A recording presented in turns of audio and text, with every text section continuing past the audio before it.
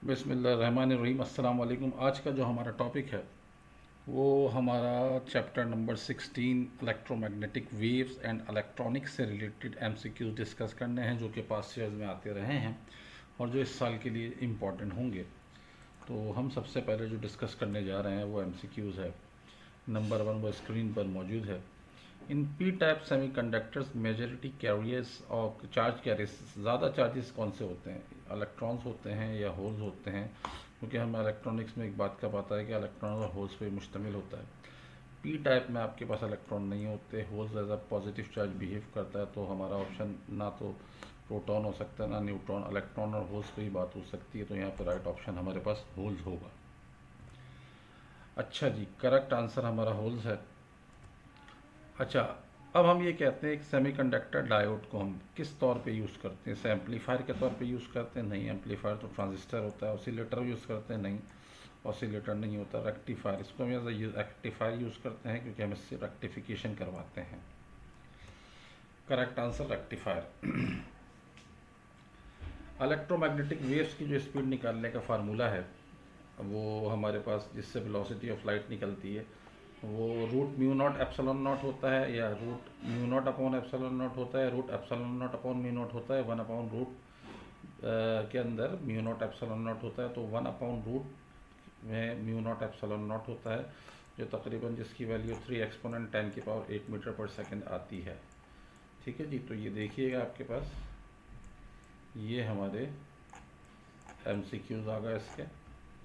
अच्छा जी, correct answer 1 upon epsilon nought mu nought आ गया। अब ये कह रहे हैं the element of group 4 like germanium और silicon can be converted into p type semiconductor. P type semiconductor की किसके साथ डॉपिंग करवाई जाती है? पी टाइप सेमीकंडक्टर बनवाने के लिए आपके पास जर्मेनियम और सिलिकॉन की किसके साथ डॉपिंग करवाई जाती है? तो ये लास्ट शेल में कितना इलेक्ट्रॉन होना चाहिए? ग्रुप 5 तो नहीं होता, हमें पता है 3 और या 4 होता है। 5 तो होता ही नहीं, सॉरी 5 और 3 के साथ डॉपिंग होती है। या तो ग्रुप 5 से होगी या ग्रुप 3 से होगी, दोनों से नहीं हो सकती। ठीक है, दोनों से नहीं हो सकती, ऑप्शन ही नहीं है, नन ऑफ अबव भी नहीं है। तो हमारे पास ये ऑप्शन इसका ये होगा कि हम पी टाइप सेमीकंडक्टर, हमें याद है जब बनाते हैं तो हम जर्मेनियम और सिलिकॉन की डॉपिंग ग्रुप 3 के एलिमेंट के साथ करवाते हैं। ठीक है, adding impurities of group 3 elements. The forbidden energy gaps between the valence band and the conduction band semi conductor. Semi conductor के अंदर हमारे पास क्या होता है? फील्ड ही नहीं होता, ज़्यादा लार्ज नहीं होता, रिलेटिवली नैरो होता है, बहुत छोटा सा हमारे पास फॉरबिडन गैप होता है।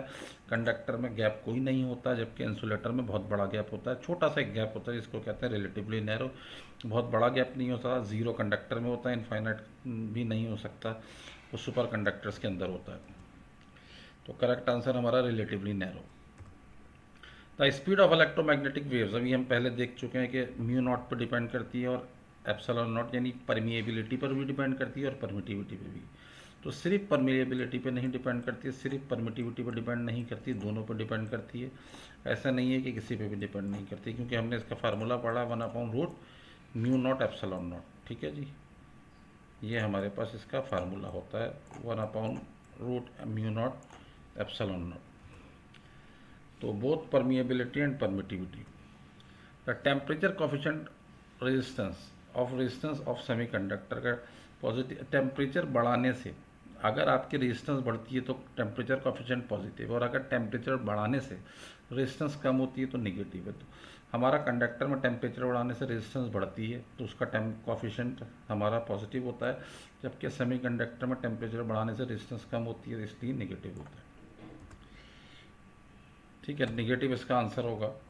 इसका आंसर होगा हमारे पास निगेटिव।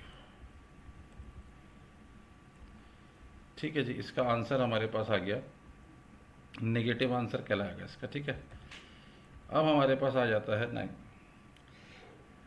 इन सेमीकंडक्टर्स में हमारे पास क्या होता है? इलेक्ट्रॉन इन मूव करते हैं। पहला क्या ऑप्शन दिया? The electron move in the conduction band while the hole moves in the forbidden gap. ऐसा नहीं है, इसके अंदर दूसरा ऑप्शन है the hole moves in the conduction band, नहीं होल मूव नहीं करता कंडक्शन बैंड में, ऐसा भी नहीं है। तीसरा देखते हैं electron move in the conduction band, ठीक है।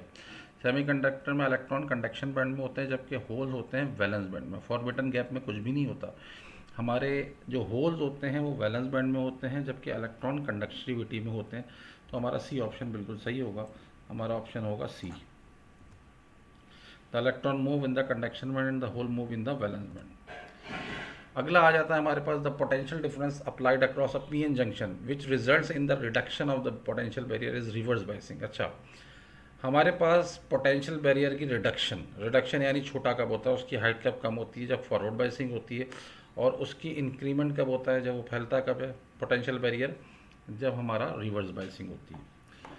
The potential difference applied across P N junction which results in the reduction of the barrier potential is forward biasing. Forward biasing होगा, रिवर्स बायसिंग नहीं हो सकता। चार्जिंग और इंडक्शनिंग हमारे option बिल्कुल ही अलग दिए हुए हैं ऑप्शंस, इसके कोई भी हो भी नहीं सकते। The diode which gives off visible light, ठीक है, विजिबल लाइट देता है when energised is called photo diode है, फोटो वोल्टाइक डायोड है, नहीं, लाइट इमिटिंग डायोड कहलाता है जिसको एलईडी कहते हैं। तो राइट ऑप्शन हमारा हो गया light emitting diode, right option है हमारा light emitting diode LED. The device which is use to convert A C into D C, हमारा रेक्टिफिकेशन की डेफिनेशन पढ़ी है, the process of converting A C into D C. तो वो device जो हमारे पास ए सी को डी सी में कन्वर्ट करती है वो रेक्टिफायर कहलाती है। तो हमारा राइट ऑप्शन हो गया रेक्टिफायर। एम्पलीफायर हमारे पास होता है ट्रांजिस्टर, और ट्रांजिस्टर तो खैर ये रिलेवेंट ऑप्शन है।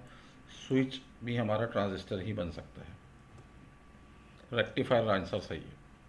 With the increase in the temperature the resistance of a semiconductor decrease होती है, इंक्रीज होती है, डिक्रीज होती है, हम पहले भी देख चुके हैं। The sound waves are converted into electrical oscillation by, हमारी जो साउंड वेव्स मोबाइल में हम यूज़ करते हैं तो वो साउंड वेव्स जो होती हैं इलेक्ट्रिकल सिग्नल्स में बनती हैं। कहाँ से बनती हैं? वो हमारा डायोड होता है लगा होता है, ट्रांजिस्टर लगा होता है, माइक्रोफोन लगा होता है, कैपेसिटर। हमारे मोबाइल में माइक्रोफोन लगा होता है जो हमारी साउंड वेव्स को इलेक्ट्रिकल सिग्नल्स में कन्वर्ट करता है और आगे भेजता है, जो दोबारा साउंड वेव्स में कन्वर्ट हो जाती है। तो माइक्रोफोन आंसर है इसका। In intrinsic semiconductor the number of free electrons, intrinsic मतलब खालिज जो होता है कि इंट्रिंसिक होता है कि एक्सट्रिंसिक होता है। तो हमारे पास इंट्रिंसिक की प्रॉपर्टी है कि जो नंबर ऑफ इलेक्ट्रॉन्स हैं वो नंबर ऑफ होल्स के बराबर होते हैं, ना कम होते ना ज़्यादा होते। तो equal to the number of holes, right option ये है। ग्रेटर भी नहीं हो सकते, लेस भी नहीं हो सकते, नेग्लिजिबल भी नहीं हो सकते। तो equal to the holes. The part of transistor that supplies charge carrier is called, जो ट्रांजिस्टर का वो कौन सा हिस्सा होता है? तीन हिस्से होते हैं हमें ट्रांजिस्टर के अंदर पता है। हम कहते हैं कि एक हमारा इमीटर होता है, एक बेस होता है और एक हमारे पास कलेक्टर होता है। करंट चलना कहाँ से शुरू होता है? करंट चलता है इमीटर से, देन जाता है बेस के अंदर, बेस में एम्पलीफिकेशन होती है, देन कलेक्टर के अंदर। तो इमीटर हमारा राइट ऑप्शन होगा, हमारा राइट ऑप्शन हो गया। करंट चलना कहाँ से शुरू होता है? चार्ज कैरियर्स चाहे होल्स हों या इलेक्ट्रॉन्स हों वो चलते हैं इमीटर से ही। कि forbidden gap is very small then material is, बहुत छोटा फॉरबिडन गैप हमारे पास जब किसके अंदर होता है? इंसुलेटर में हमारे पास बहुत बड़ा होता है, कंडक्टर में होता ही नहीं है। सेमीकंडक्टर के अंदर हमारे पास फॉरबिडन गैप इस बहुत माइनर सा होता है।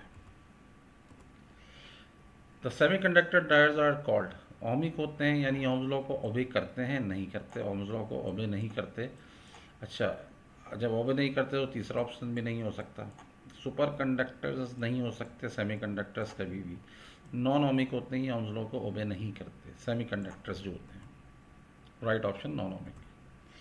The barrier voltage for silicon diode, silicon के लिए क्या कितना होता है? सिलिकॉन के लिए 0.7 होता है हमारे पास। सिलिकॉन के लिए होता है 0.7 वोल्ट, ये होता है सिलिकॉन के लिए 0.7 वोल्ट, जबकि जर्मेनियम के लिए 0.3 वोल्ट। सिलिकॉन के लिए याद रखिएगा 0.7 volt. Correct answer 0.7 volt. Combining the low frequency audio signal with the high frequency radio signal, जो इलेक्ट्रोमैग्नेटिक वेव्स होती हैं उन दोनों को कंबाइन जब कराते हैं तो ये प्रोसेस हमारे पास क्या कहलाता है? हमने पढ़ा, ये प्रोसेस हमारा मॉड्यूलेशन कहलाता है। मॉड्यूलेशन के ज़रिए हम इसको कंबाइन करा के आगे भेजते हैं। करेक्ट आंसर तो मॉड्यूलेशन है। अच्छा, इसका रिवर्स प्रोसेस के बारे में बात हो रही है। The process by which the original signal is recovered, जब आपकी इलेक्ट्रोमैग्नेटिक वेव्स आपका साउंड लेके पहुंची तो हमने कौन सा प्रोसेस करके साउंड वेव्स को रिसीव कराया रेडियो रिसीवर्स पर? डीमॉड्यूलेशन का प्रोसेस कहलाता है। ये डीमॉड्यूलेशन होती है, रिवर्स इसका हमारा अपोजिट प्रोसेस है। डीमॉड्यूलेशन के जरिए आपने सिग्नल भेजा, सिग्नल को रिकवर करवाने के लिए डीमॉड्यूलेशन होती है। The process by which the original signal is recovered, दूसरे एंटीना पर, रिसीविंग एंटीना पर डीमॉड्यूलेशन करवाते हैं, और जो हमारा एंटीना प्रोसेस करता है उस पर मॉड्यूलेशन होता है, डीमॉड्यूलेशन आंसर इसका।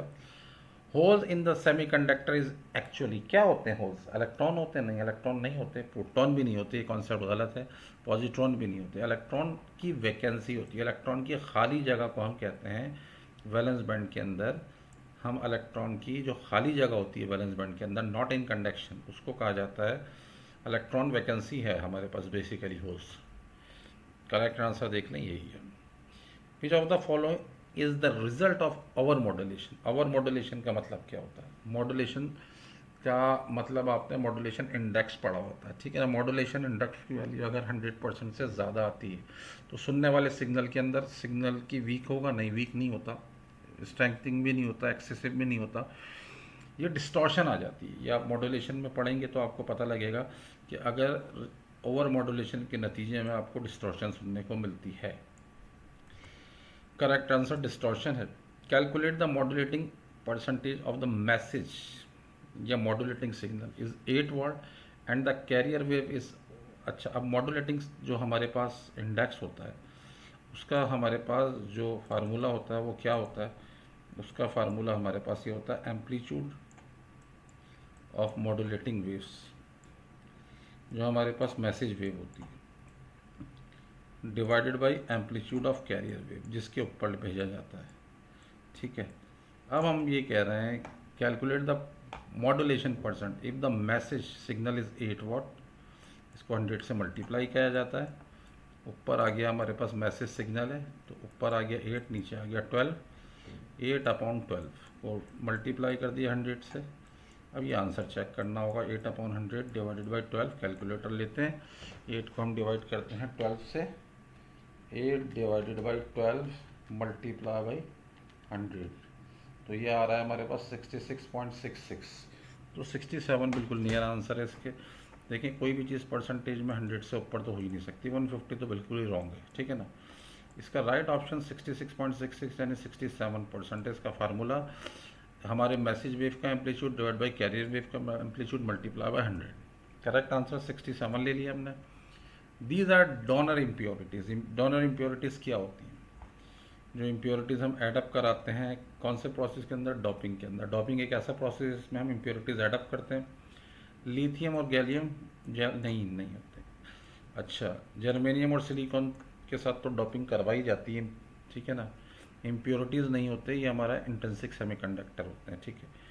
इम्प्योरिटीज़ की बात, एसबी का मतलब होता है एंटीमोनी एंड आर्सेनिक। ये हमने पढ़ा है, antimony and arsenic are donor impurities. फिर डोनर करती हैं, इलेक्ट्रॉन डोनेट करती हैं। इंडियम और जर्मेनियम भी नहीं होते। तो हमारा आ गया एंटीमोनी यानी एसबी और आर्सेनिक, तो ये राइट ऑप्शन हमारे पास है। तो यहाँ तक हमारा आज का टॉपिक था। उम्मीद है कि आपको समझ आया होगा। अब देखते हैं अगले एमसीक्यूज़ हमारे पास कौन से होते हैं। बहुत शुक्रिया।